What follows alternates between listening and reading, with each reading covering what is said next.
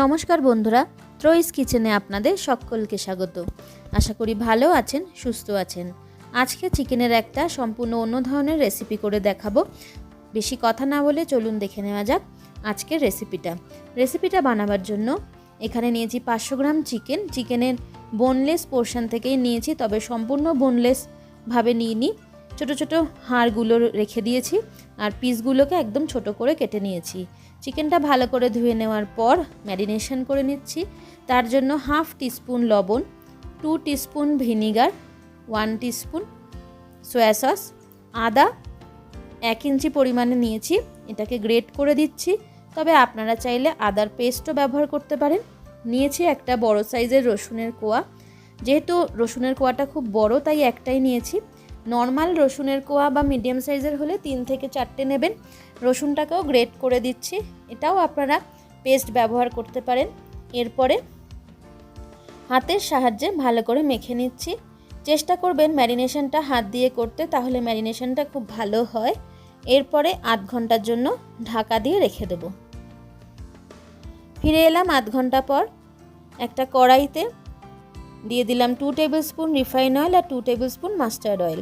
আমি 2 রকম তেল মিশিয়ে করছি, তবে আপনারা চাইলে শুধু রিফাইন অয়েলেও রান্নাটা করতে পারেন। তেলটা গরম হয়ে গেলে দিয়ে দিচ্ছি পেঁয়াজ কুচি। এখানে 4টে বড় সাইজের পেঁয়াজ নিয়েছি। পেঁয়াজটা কিভাবে কুচিয়েছি একটু দেখে নিন। রাফলি কেটে নিয়েছি, কিন্তু স্লাইসগুলো পাতলা রেখেছি যাতে খুব তাড়াতাড়ি সেদ্ধ হয়ে যায়। পেঁয়াজটা একটু নরম করে ভাজবো, তাই হালকা নাড়িয়ে নিয়ে লবণটা অ্যাড করে দেবো যাতে ভাজার সাথে সাথে পেঁয়াজটা নরম হয়ে যায়। দিয়ে দিচ্ছি 1 টিস্পুন লবণ। লবণটাকে মিক্স করে নিয়ে লো হিটে ঢাকা দিয়ে দেব 2 থেকে 3 মিনিটের জন্য।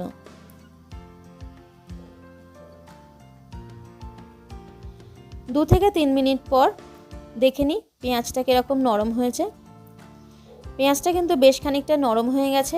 এইভাবে 2 থেকে 3 বার লো হিটে পেঁয়াজটাকে ভাজতে ভাজতে ঢাকা দিয়ে দিয়ে রাখবো 2 থেকে 3 মিনিট করে। তারপরে পেঁয়াজটা ঠিক এই রকম একটা কালার আসবে, নরম হবে, তার সাথে এরকম ব্রাউন কালার হয়ে যাবে। তখন অ্যাড করব একটা বড় সাইজের টমেটো কুচি আর 5-6টা লঙ্কা। আমি একটু ঝাল ঝাল করব, তাই লঙ্কাটা একটু বেশি পরিমাণে অ্যাড করলাম। ঝালটা নিজেদের পছন্দ অনুযায়ী আপনারা দেবেন। আমি আমার সব রেসিপিতেই বলি যে লবণটা স্বাদ অনুযায়ী দেবেন আর ঝালটা নিজেদের পছন্দ অনুযায়ী দেবেন। দেখুন টমেটোটা বেশ নরম হয়ে গেছে। এই সময় দিয়ে দেব ম্যারিনেট করে রাখা চিকেনটা, তবে অবশ্যই জলটাকে চেপে বার করে নিয়ে শুধু চিকেনটাই দিচ্ছি।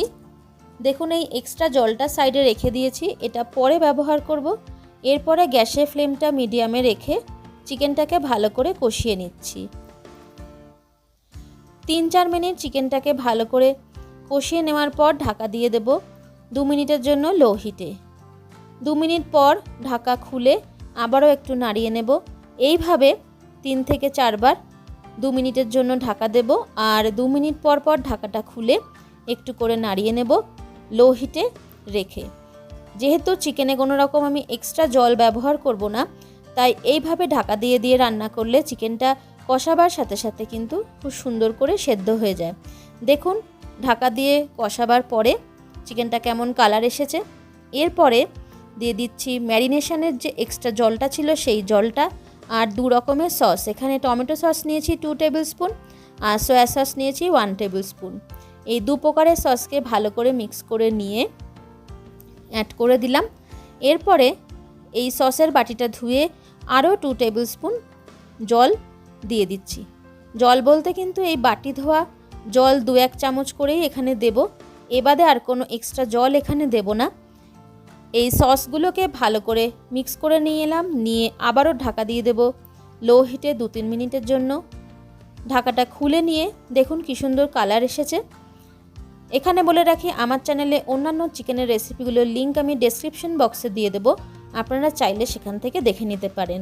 এরপরে দিচ্ছি কর্নফ্লাওয়ার 1/2 টেবিল স্পুন আর 3-4 চামচ জল দিয়েছি, যার মধ্যে কর্নফ্লাওয়ারটা গুলে দিয়ে দেবো। এরপরে এই কর্নফ্লাওয়ারের বাটিটা ধুয়ে আরও 3-4 চামচ জল দিয়ে দেবো। এরপর নাড়িয়ে নিয়ে 2-3 মিনিটের জন্য আবারও ঢাকা দিয়ে দেবো। আপনারা রেসিপিটা বাড়িতে অবশ্যই বানাবেন আর কেমন লাগলো তা কমেন্টের মাধ্যমে আমাকে জানাবেন। যদি ভালো লেগে থাকে তাহলে লাইক ও শেয়ার করতে একেবারেই ভুলবেন না। আর আমার চ্যানেলে নতুন বন্ধু হয়ে থাকলে চ্যানেলটি সাবস্ক্রাইব করার অনুরোধ রইল। দেখুন আবারও 2-3 মিনিটের জন্য ফাইনালি ঢাকা দিলাম। এরপর ঢাকাটা খুলে নিচ্ছি।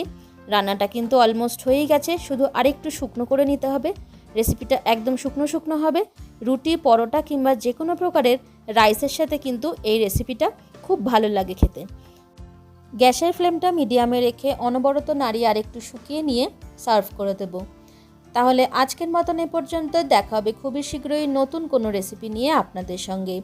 ভালো থাকবেন, সুস্থ থাকবেন। নমস্কার।